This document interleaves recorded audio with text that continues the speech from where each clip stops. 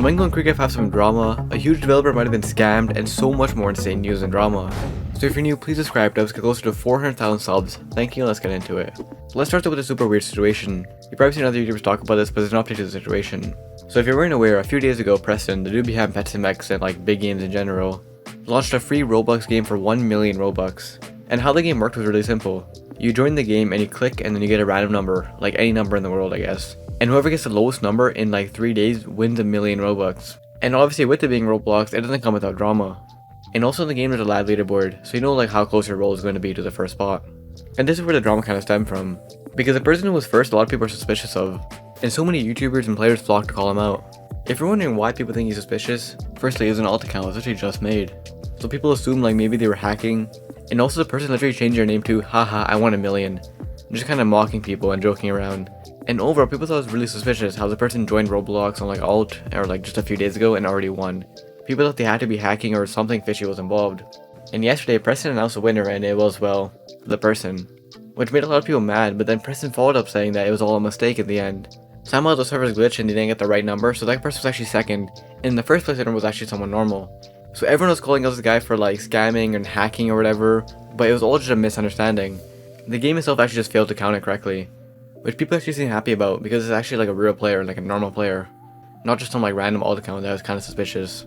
But anyways, next I just want to quickly mention this because I know it's pretty big news, but Rainbow Friends is finally back for chapter 2. They've been quiet for so long and missing for so long, and people thought the game was just over and they like abandoned it. But out of nowhere they announced that World 2 is coming this Friday, June 2nd. And I'm gonna be real with you guys, I have no idea what this means. I usually have like a tiny idea of what the Roblox game is and like the concept is, especially if they're super popular. But for Rainbow Friends, I don't know why I never look into it and I just have no idea what it is. All I know is that it's super popular, that's literally it. And while obviously this tweet kind of blew up, it has like 800,000 views and like 8,000 likes, which is crazy. And all the replies are filled with people being super excited, especially YouTubers being super excited. Because to be fair, Roblox is very dry right now, so it's kind of perfect timing. And speaking of Roblox games going missing, next we have some drama. So if you guys were in the Piggy community a little bit ago, you probably remember a lot of like those like fan-made Piggy games or Piggy inspired games. One of the more popular ones and more polished ones being The Lost Book, which when it released had such high praise and so much high expectations for it. The game's kind of died out and they haven't really updated it, or they haven't been updating it consistently. And well anyways, the game is in a lot of drama right now. So just for some context, if you guys don't know how like Piggy type game works, the updates usually come in form of chapters.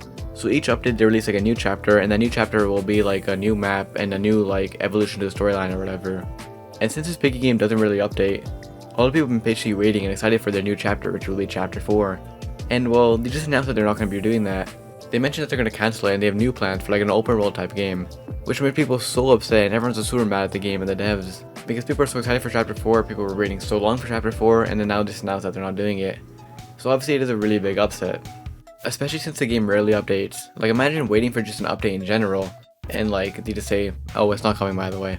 I can definitely see why people are mad. Because even though the game's good, the lack of communication and like living up to their promises has gotten people pretty annoying.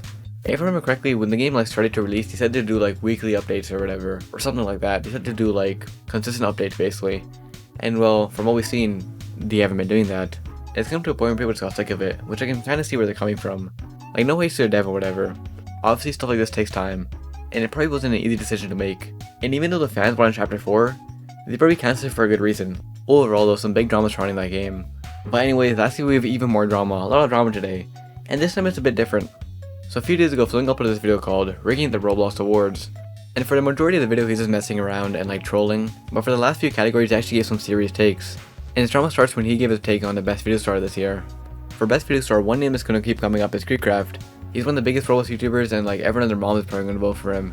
But Flamingo actually said otherwise. He was being brutally honest and he said that KreekCraft kind of turned into a content farm now. And his videos have been kind of like Mr. Beastified. Kreek is a bit, there's a lot of like content farmy stuff. It just doesn't appeal to me. And like a lot of news update type videos. Like zoom in on this. What happened? It's very Mr. Beastified. Like if you look at KreekCraft's channel, everything has been reworked to get like the most amount of views, like the thumbnails and everything. Which there's nothing wrong with, by the way. I'll talk about more about this later. No, obviously Flamingo wasn't trying to be like hateful. He was just saying like what he feels about it. But because of this, it kind of sparked some drama between KreekCraft and Flamingo fans. And a lot of people said like a bunch of negative things about KreekCraft and like started some drama between them. I'll read out some comments here. God, I hope KreekCraft doesn't win, he's too annoying. KreekCraft is a form of 7-year-old viewers by making baby content. Honestly, I used to watch Kreek since, well, I like Piggy. It doesn't feel like that long ago, but it's 3 years ago. he fell off for me, becoming, as you say, Mr. Beastified. I honestly agree. I feel like the most part of his fanbase is left and a bunch of little kids formed him, now giving him 7 million subs, which I mean, good for him. But he became a Mr. Beast YouTuber. KreekCraft thumbnails are so cringe. But anyways, with all this discussion, like, I want to get my take on it. Because as you guys know, I used to make KreekCraft content a lot. That's how I got my first start on YouTube. That's how I got like my first 100k subs. I literally used to be known as the KreekCraft guy. I was very ingrained in like the KreekCraft fan base. I was like a character in second channel videos. He made videos on me, and I was just very like in tune with KreekCraft. And well, ever since I left making his clips, I have been very like out of tune with his content. I haven't watched a whole KreekCraft stream ever since. I haven't watched a KreekCraft video like in a while, but I have noticed this kind of shift in his content from when I used to cover it like a year or a little bit more now, to like this like kind of simple Roblox content to now the super like content farmy content. And this isn't a bad thing. Like, everyone wants views and money. Like, there's no like no beating around the bush, because that's kind of what YouTube is about. Maybe not the money part, but the views part at least. Everyone wants to like adapt their content, get a lot of views. Like, that's kind of the whole point for some people.